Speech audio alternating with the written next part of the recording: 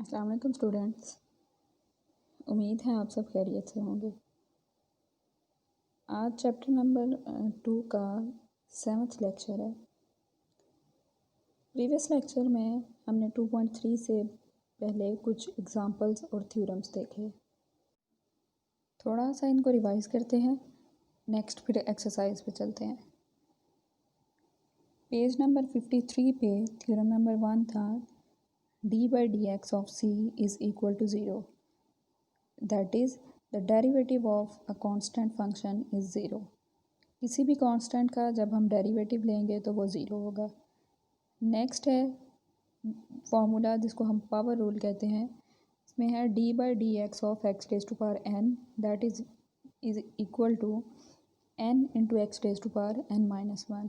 यानी जहाँ जहाँ आपको x की पावर में कोई नंबर नज़र आएगा तो आपने सिंपली जब उसका डेरिवेटिव लेना है तो क्या करना है, वही नंबर आपने शुरू में लिख देना है और x की पावर में से वही वाला नंबर एक सब्ट्रैक्ट कर देना है।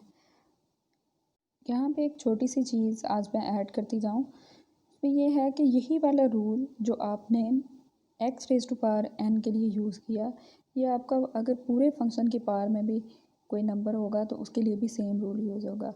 इट मीन्स दैट अगर आपके पास कोई function y raise to power n है तो जब आपने इसको डिफ्रेंशिएट करना है तो सबसे पहले आपने n लिखना है y raise to power n minus 1 into further derivative of, ये नहीं आएगा, ये किसी बच्ची की बुक है उसने उसके ऊपर लिखा हुआ है, अदरवाइज़ यूजुअली हम f यूज़ करते हैं।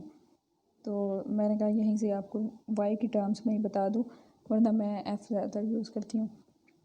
ये further derivative of dy by dx, ये फर्दर जो इसकी एप्लीकेशन है या जिसको हम ज़्यादातर इसको देखेंगे क्वेश्चंस में, वो हम एक्सरसाइज में इसको देख लेंगे। Now come to the formula again. यहाँ पे आपको इसकी अगर जनरल फॉर्म बनानी हो तो हम इन शॉर्ट लिखेंगे। यहाँ पे आपके पास फर्दर मल्टीप्लाई होना चाहिए D x by D X. ये D x by D X नहीं है, इनफैक्ट ये D by D X of X है। यानी पावर फार्मूला या पावर रूल हमेशा जब हम यूज़ करेंगे उसमें पावर को हम सबसे पहले शुरू में लिखेंगे। जो भी अंदर फंक्शन है, आइदर वो एक्स हो, एक्स स्क्वायर हो, सॉरी एक्स स्क्वायर तो नहीं आ सकता, एक्स स्क्वायर माइनस 1 हो, अगर उस पूरे फंक्शन की पावर है तो आपने उसमें से 1 माइनस कर देना है into further derivative of base. Base का वर्ड यहाँ पे ज़्यादा बेहतर है क्योंकि जो भी वो y होगा, वो x हो, वो t हो, आपने फर्दर डेरिवेटिव ऑफ बेस ले लेना है। यहाँ पे फर्दर डेरिवेटिव ऑफ बेस लेने से dx ऊपर आ जाता है जबकि dx ही नीचे आ जाता है, तो दोनों कैंसिल आउट हो जाते हैं। यहाँ पे फर्दर जो है 1 आ जाता है आंसर। नेक्स्ट हमने देखा फॉर्मूला नंबर सॉरी इससे पहले थर्ड वाला भी होगा ये। फॉर्मूला नंबर 3 था या रूल नंबर 3, जिसमें था कि derivative of y is equal to some constant और कोई फंक्शन ऑफ x हो। यानी अगर पूरे फंक्शन में से कोई कांस्टेंट जो है वो कॉमन निकल रहा है तो आपने सिंपली क्या करना है, constant time derivative of the function ले लेना है। इसकी ये वाली फॉर्म बनानी है। यानी जब भी आपसे किसी फंक्शन का डेरिवेटिव लेने को कहा जाए और उस फंक्शन के अंदर आपके पास c या कोई कांस्टेंट कॉमन है तो आपने उस कांस्टेंट को पहले ही कॉमन निकाल के फर्दर डेरिवेटिव ऑफ द या in fact derivative of the function ले लेना है। नेक्स्ट पेज पे चलते हैं। रूल नंबर 4 था, इसमें था डेरिवेटिव ऑफ सम और डिफरेंस ऑफ द फंक्शंस। या अगर आपके पास दो फंक्शन जो हैं वो ऐड या सब्ट्रैक्ट हो रहे हैं तो सिंपली आपने जब उनका डेरिवेटिव लेना है तो उन दोनों फंक्शंस को अलग अलग डिफ्रेंशिएट करके ऐड या सब्ट्रैक्ट कर देना है, जैसे वो पहले ऐड या सब्ट्रैक्ट हो रहे थे। फिर रूल नंबर 5 में प्रोडक्ट रूल हमने देखा। प्रोडक्ट रूल में था कि अगर दो फंक्शन जो थे वो मल्टीप्लाई हो रहे हों और आपने उनका डेरिवेटिव लेना हो तो आपने ऐसा हरगिज़ नहीं करना कि एक का भी डेरिवेटिव ले लिया, दूसरे का भी डेरिवेटिव ले लिया और दोनों को मल्टीप्लाई किया कर दिया। आपने क्या करना है, एक फंक्शन का डेरिवेटिव लेना है और दूसरा एज इट इज़, फिर प्लस पहला function as it is and derivative of the second function. ये टोटल जो है derivative of the two product functions f and g के इक्वल होगा। And the next and the rule number 6 was the derivative of a quotient, कि अगर आपके पास function जो है वो कोशेंट की फॉर्म में हो, यानी एफ ऑफ एक्स और G of X by G of X की फॉर्म में हो, तो आपने जब इसको डिफ्रेंशिएट करना है तो ये नहीं करना कि इन दोनों का अलग अलग डेरिवेटिव लेके और उसका अगेन आप कोशेंट लेने। इसके लिए रूल प्रोडक्ट रूल से भी डिफरेंट है। आपने सबसे पहले डिनोमिनेटर में जी ऑफ एक्स यानी जो आपका डिनोमिनेटर था उसका स्क्वायर ले लेना है, यहाँ डिफ्रेंशिएट नहीं करना बिल्कुल भी, सिर्फ उसका स्क्वायर ले लेना। और ऊपर आप क्या करेंगे, derivative of the numerator into जो था डिनोमिनेटर एज इट इज़, इन दोनों का प्रोडक्ट ले लेना है। यानी सिर्फ आपने फर्स्ट फंक्शन जो आपका न्यूमिनेटर है, न्यूमिनेटर का डेरिवेटिव लेना है और जो डिनोमिनेटर है उसको एज इट इज़ साथ मल्टीप्लाई कर देना है और उसमें से सब्ट्रैक्ट करना है numerator as it is and derivative of the denominator. ये सिंपली जो है ये अब एक्सरसाइज में अब सारा काम करेंगे। Now come to the exercise number 2.3। इसमें पहले स्टेटमेंट दी गई है differentiate with respect to x, और अगर आप एक्सरसाइज पे नज़र दौड़ाएं तो क्वेश्चन नंबर 1, 2, 3, क्वेश्चन नंबर 15 तक एक ही स्टेटमेंट है, जबकि 16 और 17 वाले क्वेश्चन में स्टेटमेंट थोड़ी सी डिफरेंट है। यानी differentiate with respect to x जो आपने करना है वो क्वेश्चन नंबर 15 तक करना है। चलते हैं हम क्वेश्चन नंबर 1 की तरफ, मीन्स इसके सोल्यूशन की तरफ, फिर देखते हैं बाकी नेक्स्ट क्वेश्चंस को भी। Here is the solution of question number 1। Differentiate करना है हमने विद रिस्पेक्ट टू एक्स। बहुत सिंपल सा क्वेश्चन है, बिल्कुल आसान, और सारे क्वेश्चंस के अंदर आप यही काम करेंगे। सबसे पहले इस फंक्शन का जो था वो नाम नहीं रखा हुआ था, यू कैन से कि वो एफ ऑफ एक्स या वाई या टी या एफ ऑफ समथिंग या जी ऑफ एक्स नहीं रखा हुआ था। तो सबसे पहले हम फंक्शन का नाम रख लेते हैं। नाम हमने उसका वाई रख दिया। Let y is equal to x raise to power 4 plus 2x cube plus x square. फिर हमने सिंपली क्या करना है, डिफ्रेंशिएट करना है बोथ साइड्स को with respect to x. Differentiate करने का मतलब कि हमने डी बाई डी एक्स दोनों साइड पे ले लिया। सिंपली हमने डी बाई डी एक्स जो था वो दोनों साइड्स पे लिखा, बाकी वाई और दूसरी साइड जो है वो एज इट इज़ लिखे हुए हैं। यहाँ पे जब डी बाई डी एक्स के साथ न्यूमिनेटर में वाई मल्टीप्लाई हुआ तो ये d of y by D x हो गया, जबकि यहाँ पे फंक्शन जो है वो in the form of sum आपको नज़र आ रहा है। तो हमने रूल नंबर 4 में पढ़ा था कि अगर सम और डिफरेंस की फॉर्म में फंक्शन हो आपके पास तो आपने सिंपली सारे उसको ना सम और या डिफरेंस की फॉर्म में डिफ्रेंशिएट करते हुए अलग अलग करके डिफ्रेंशिएट कर लेना है। तो यहाँ पे हम D by D x apply करते हैं अंदर, तो ये फर्स्ट फंक्शन का डेरिवेटिव, ये सेकंड यानी सेकंड पार्ट क्या लें या वो डिफरेंट फैक्टर्स जो आ रहे थे उनको अलग अलग कर लेना। सबसे पहले derivative of x raise to power 4, फिर डेरिवेटिव ऑफ 2x क्यूब, फिर ये सम का sign as it is and derivative of x square. Next ये जो आपको नज़र आ रहा है ये एक्स की पावर नज़र आ रही है, तो इस पर हम पावर रूल अप्लाई करेंगे।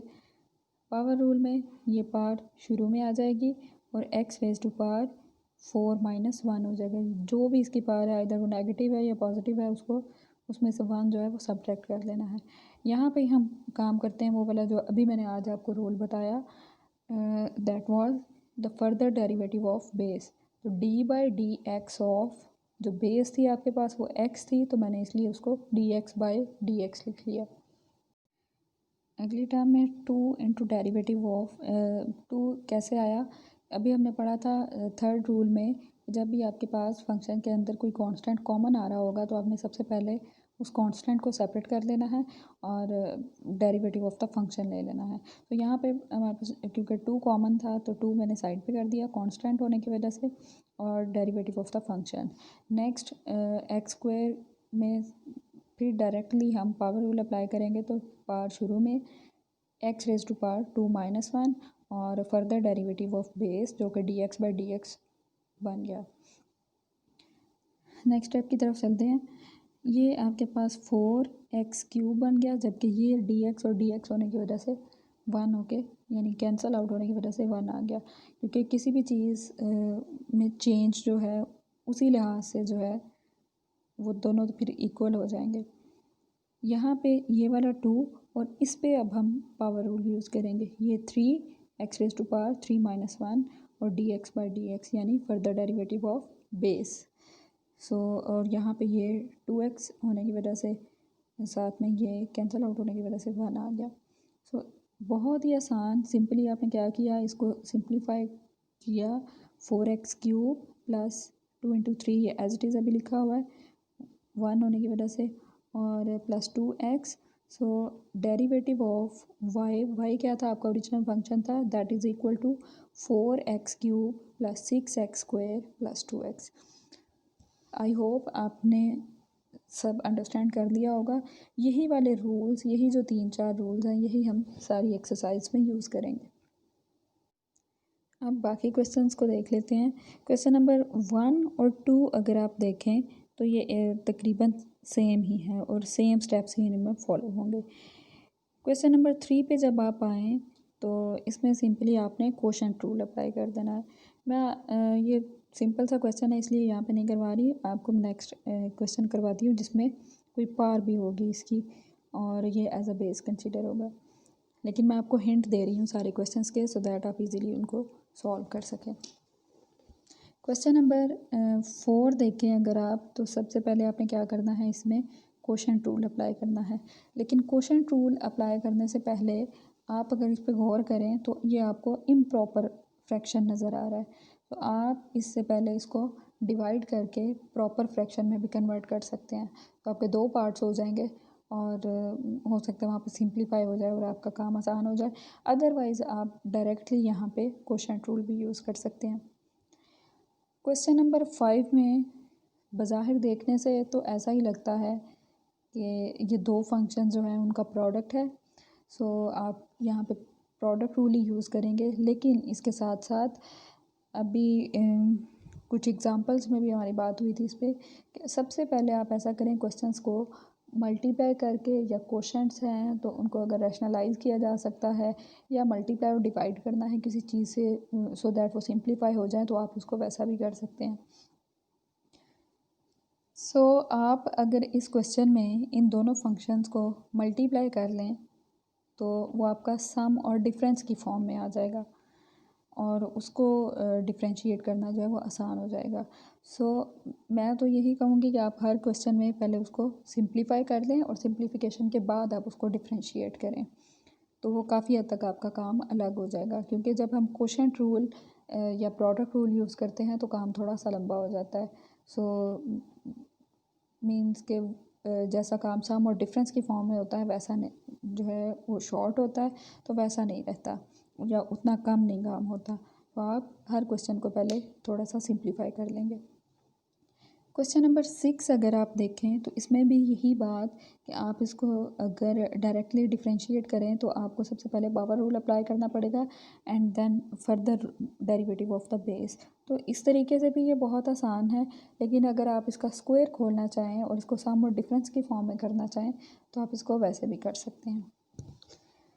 क्वेश्चन नंबर 7 में अगर आप देखें तो आपको फिर यहाँ पे ऊपर न्यूमरेटर में प्रोडक्ट भी नज़र आ रहा है, जबकि उसके साथ साथ ओवरऑल आपके पास एक डिनोमिनेटर भी है। तो आप इसको पहले सिंप्लीफाई कर लें तो आपका काम आसान हो जाएगा।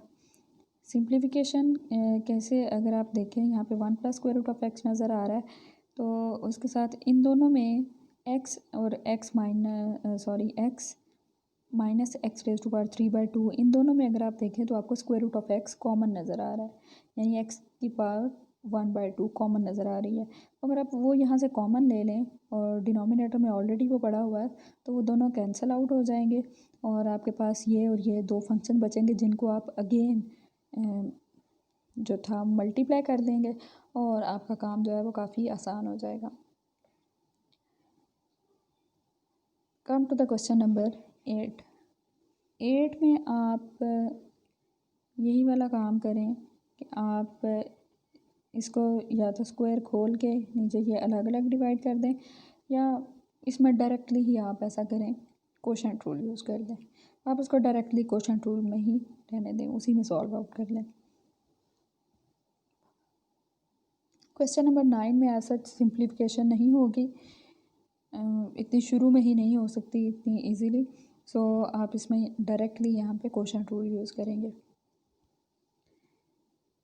क्वेश्चन नंबर 10 में इसको रैशनलाइज किया जा सकता है। रैशनलाइज करके ये थोड़ा सा सिंप्लीफाई हो जाएगा। फॉर अदरवाइज़ आप डायरेक्टली इसमें क्वेश्चन टूल ही यूज़ करेंगे। क्वेश्चन नंबर 11 में भी आप क्वेश्चन टूल यूज़ करेंगे क्योंकि ऐसा इसमें सिंप्लीफिकेशन नहीं पॉसिबल। सो आप क्वेश्चन नंबर 11 तक क्वेश्चन सॉल्व आउट करने की कोशिश करेंगे। बाकी इंशाल्लाह क्वेश्चन नंबर 12 एंड जो रिमेनिंग अदर क्वेश्चंस हैं इनमें आप देखें तो क्वेश्चंस जो थे वो थोड़े से कॉम्प्लिकेटेड हो जाते हैं, यानी उनमें ये यहाँ पर 3 फंक्शंस आ जाते हैं या थोड़ी लंबी स्टेटमेंट्स हैं, तो इनको हम इंशाल्लाह नेक्स्ट लेक्चर में करेंगे। तो आज के लिए इतना ही। आप क्वेश्चन नंबर 11 तक अटैम्प्ट करने की कोशिश करेंगे और अगर कोई कन्फ्यूजन या कोई प्रॉब्लम हो तो आप उसको कमेंट्स में पूछ सकते हैं। स्टे ब्लेस्ड, अपना और दूसरों का ख्याल रखें। अल्लाह हाफिज़।